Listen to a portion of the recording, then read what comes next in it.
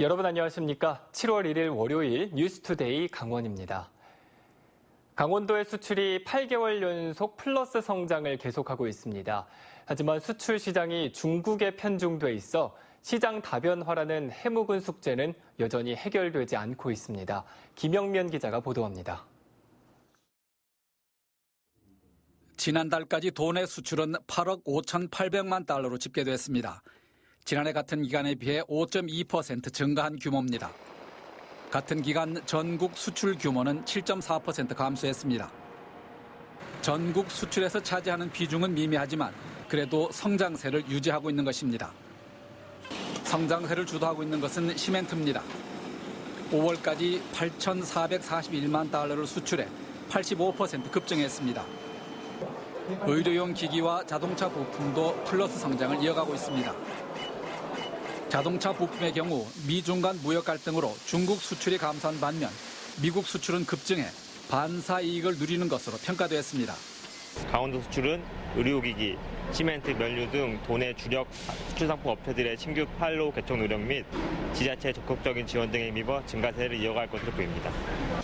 이들 대형 품목 외에 수출 규모는 작지만 전국에서 높은 비중을 차지하는 품목도 있습니다. 바로 주류입니다. 5월까지 강원도 주류 수출액 2,890만 달러 가운데 소주가 1,260만 달러로 전국 비중이 34%나 됩니다. 하지만 강원도 주류의 88%는 일본으로 수출되고 있어서 중국 등 수출 시장 다변화가 필요해 보입니다. 한편 현재까지 중국에 대한 강원도 수출은 꾸준한 상승세를 유지하고는 있으나 미중 무역 갈등이 격화될 경우 가장 큰 타격을 입을 것으로 예상됩니다. MBC 뉴스 김영면입니다. 프로농구 원주 DB의 영원학 캡틴 김주성이 미국 연수를 마치고 코치로 부임했습니다. 이 코트 안에서는 누구보다 베테랑이었지만 이제 지도자로 첫 출발을 하는 이 새내기 코치 김주성을 권기만 기자가 만나봤습니다. 영구 결번 32번, 원주 DB의 상징과도 같았던 선수 김주성이 이제 코치로 돌아왔습니다. 익숙했던 유니폼을 벗고 농구공이 아닌 손수적은 훈련 계획서와 펜을 들었습니다. 사각의 코트 밖에 있는 모습이 본인도 또 보는 사람도 아직 익숙하지가 않습니다. 아무래도 선수 때와 코치 생활의 그런 전혀 다른 분야이기 때문에 새로운 마음으로 좀 떨리는 마음으로 이렇게 지금 체육관에 왔고요. 리그 최다인 1000블록, 여기에 만득점이라는 대기록까지 세우며 프로농구의 전설로 남은 김주성. 당장은 김종규의 팀 적응 과정에서 일정 역할을 할 것으로 기대됩니다. 토종 빅맨의 역할을 누구보다도 잘 이해하고 있는 김주성이기 때문입니다. 종규가 뭘 지금 가르쳐주기보다는 심리적이나 정신적으로나 이런 것들을 좀 잘 다져는 게 먼저인 것 같아요. 아무래도 대형 계약을 하고 들어와서 그런 거를 좀 하는 게 제가 해야 될 일인 것 같아요. 이제 지도자로서의 첫 걸음을 뗀 김주성. 선수 시절을 누구보다 화려하게 보낸 그가 이제 어떤 지도자로 평가받을지 팬들의 기대와 관심이 쏠리고 있습니다. MBC 뉴스 권기만입니다. 강릉시가 옥계산업단지에 만든 폐수종말 처리장이 수년째 방치되고 있습니다. 이 포스코 마그네슘 공장을 대체하는 사업이 장기간 표류하기 때문인데 앞으로도 전망은 밝지는 않습니다. 이용철 기자가 보도합니다. 강릉시가 지난 2013년 착공한 옥계산업단지 폐수종말 처리장.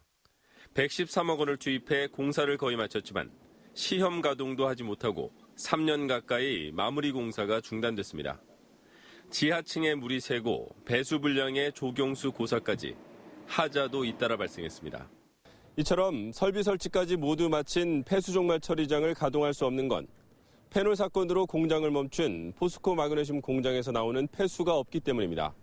포스코 마그네슘 공장은 지난 2017년 토양 복구를 마무리하고 대체 사업으로 동판재 제조 사업을 저울질하고 있었습니다. 하지만 중소기업들의 반발과 임원진 교체 등으로 동판재 사업이 전면 재검토되면서 대체 사업이 장기간 표류하고 있습니다. 또 연말까지 폐수 처리장을 준공하지 않으면 강릉시가 국비 75억 원을 반납해야 할 처지에 놓였습니다. 새로운 임원진 교체에 의한 그 신성장 산업 분야에 대한 경제성이나 상업성에 따른 재검토 의견이 떨어져서 지금 현재 그 재검토가 끝난 후에 올해 연말까지 저희한테 그 결과를 알려주고 나면 그때에 대해서 완전히 준공 처리를 하든지 그런 절차를 밟을 것 같습니다. 강릉시의 적극적인 행정과 기업 유치 노력도 필요하다는 지적이 나오고 있습니다. 참 안타깝습니다. 거기에 많은 예산이 투입이 됐음에도 불구하고 아직까지도 활용을 못하는 부분은 포스코가 그 역할을 제대로 못 해주고 있습니다. 그래서 앞으로는 다른 기업들을 유치하는데 매진해야 되지 않냐 이렇게 생각을 하고 있습니다. 포스코 대체 사업은 장기간 표류하고 100억 원이 넘는 혈세를 쏟아부은 폐수종말 처리장은 기약 없이 방치되고 있습니다. MBC 뉴스 이용철입니다. 국유림에 허가도 없이 조성해 놓은 묘들이 집단으로 적발됐습니다. 일부 산림에서는 볕이 잘 들도록 수십 년 된 나무들을 베어내기도 했는데요. 모두 형사처분 대상입니다. 김상훈 기자가 그 단속 현장을 취재했습니다. 둥그렇게 조성된 분묘가 곳곳에 있는 한 야산. 정성스레 쌓아올린 석축과 잘 손질된 잔디까지 마치 공원 묘원처럼 보입니다. 그러나 허가 없이 국유림에 조성된 불법 분묘입니다. 이 산은 묘가 있는 상태에서 30여 년 전에 국유화됐는데 이후 산림당국의 감시망을 피해 야금야금 산소가 늘어났습니다. 현재 이곳의 불법 분묘는 200여 기에 달하고 있습니다. 그러나 단속이 쉽지 않습니다. 단속 적발을 피하기 위해서 공소시효 기간 7년이 끝날 때까지 이렇게 일부러 비석을 세우지 않는 경우도 있습니다. 강원도 내 국유림에서 불법 분묘 조성은 곳곳에서 확인할 수 있습니다. 또 다른 불법 분묘 현장, 우거진 산림 사이로 양지 바른 땅이 눈에 띕니다. 가까이 다가가자 잘린 나무 밑동만 덩그러니 남아 있습니다. 직경만 30cm가 넘는 수십 년 된 나무는 맥없이 넘어졌고 그 위로는 묘가 조성됐습니다. 묘지 인근에 볕을 잘 들게 하기 위해서 이렇게 굵은 나무 20여 그루를 베어냈습니다. 국유림에 묘를 조성하고 산림을 훼손하는 행위는 모두 불법으로 형사처분 대상입니다. 묘지를 쓰시게 되면은 산지관리법 위반 사항으로 엄격한 처벌을 받게 됩니다. 그렇기 때문에 꼭 이념 유념하시고요. 산림청은 오는 8월 말까지 항공사진 등을 통해 국유림 내 불법 분묘를 집중 단속할 방침입니다. MBC 뉴스 김상우입니다. 횡성 안흥면에 있는 도내 유일의 자유형 사립고 민족서관고등학교의 재지정 여부가 오늘 결정됩니다. 강원도 교육청은 민사고로부터 제출받은 자체 보고서와 수업 개선 노력, 그리고 법인 전입금 사용 계획 이행 등을 분석해 재지정 여부를 결정하기로 했습니다. 100점 만점의 재지정 기준인 70점 미만이면 교육부의 동의를 거쳐 일반 고등학교로 전환됩니다. 5년 전 재지정 평가에서 90점 이상의 높은 평가를 받은 민사고는 재지정이 결정되면 앞으로 5년 동안 자사고로 운영됩니다. 오늘부터 장애 등급제가 단계적으로 폐지됩니다. 강원도는 보건복지부와 함께 오늘부터 기존 1등급에서 6등급으로 구분되는 장애 등급제를 1등급에서 3등급은 장애 정도가 심한 장애인으로, 또 4등급에서 6등급의 장애인은 장애 정도가 심하지 않은 장애인으로 변경 운영한다고 밝혔습니다. 기존 제도가 장애인의 개별적 욕구를 고려하지 못한 점을 개선하기 위한 겁니다. 강원도는 기존 장애인들의 혜택은 유지되고 건강보험료 혜택과 봉사자 지원 활동 시간 등은 확대되는 등 그 혜택은 늘어난다고 덧붙였습니다. 춘천시와 이주희건설이 우두 택지지구 일대에 신축 예정인 춘천 우두지구 이저더원 아파트 24세대를 장애인에게 특별 공급합니다. 강원도 기관 추천 장애인 특별 공급 면적별 세대는 67제곱미터 A형의 한 세대와 67제곱미터 B형의 한 세대, 또 84제곱미터 22세대 등 모두 24세대입니다. 신청 자격은 강원도 내 등록 장애인이며 공고일 기준 주택 특별 공급 신청 자격을 갖춘 무주택 세대 구성원 등입니다. 신청은 다음 달 5일까지 주소지 행정복지센터에서 신청할 수 있습니다. 최근 3년 동안 도내에서 모두 4건의 대형 태풍이나 호우 피해가 발생해 115억 원의 재산 피해가 발생했습니다. 강원도에 따르면 지난해 8월 태풍 솔릭과 집중호우가 연달아 도내 전역을 덮쳤고 2017년 7월 초에는 춘천과 원주, 강릉 등 도내 전역에 많은 비가 내렸습니다. 2016년 8월 말에는 동해와 삼척 등 영동 지역을 중심으로 호우와 강풍 피해가 컸습니다. 이 같은 4번의 호우와 태풍 피해로 발생한 피해액은 모두 115억 원을 넘어섰고 복구비로는 290억 원 이상이 든 것으로 확인됐습니다. 이달부터 적용되는 주요 수산물의 TAC, 즉 총 허용 어획량이 전년보다 늘어났지만 도내 어민들이 잡는 어종은 대부분 배정량이 줄어들었습니다. 해양수산부에 따르면 이달부터 내년 6월까지 배정된 12개 어종의 총 허용 어획량은 모두 30만 8,735톤으로 지난번보다 6.6%가 증가했습니다. 하지만 도내 어민들이 잡는 4개 어종의 TAC는 대게가 9.3% 늘어난 것을 제외하면 붉은 대게와 오징어, 도루묵은 전년보다 배정량이 각각 14%와 9%, 40%가 줄어들었습니다. 5월 중 강원도 내 광공업 생산과 출하, 그리고 대형 소매점 판매 부문이 모두 감소한 것으로 나타났습니다. 강원지방통계지청에 따르면 5월 중 강원도 내 광공업 생산은 전기가스업과 식료품 등의 부진으로 지난해 같은 기간에 비해 0.8%가 감소했습니다. 또 생산 자재품 출하 역시 기계 장비 등의 부진으로 지난해에 비해 0.3%가 줄었습니다. 한편 계절적 요인 등으로 도내 대형 소매점 판매액 지수는 97.1로 지난해 같은 기간보다 2.4%가 감소한 것으로 조사됐습니다.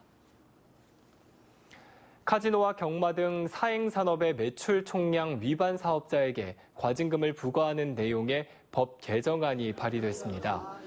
더불어민주당 김영주 의원이 대표 발의한 사행산업통합감독위원회법 개정안은 매출 총량 초과분의 절반 이내에서 과징금을 부과할 수 있도록 하고 있습니다.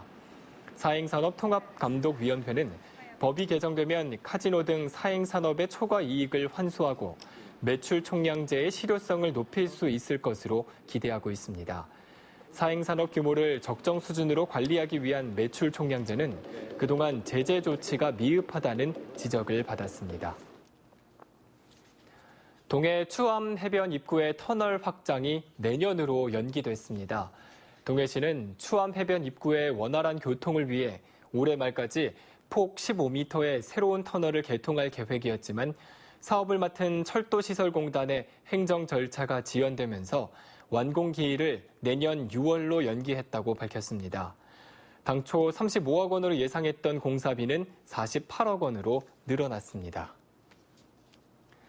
식품 산업과 관련된 창업을 준비하는 춘천 시민들을 대상으로 체계적인 교육과 컨설팅을 해주는 식품산업 인큐베이팅이 본격적으로 시작됩니다.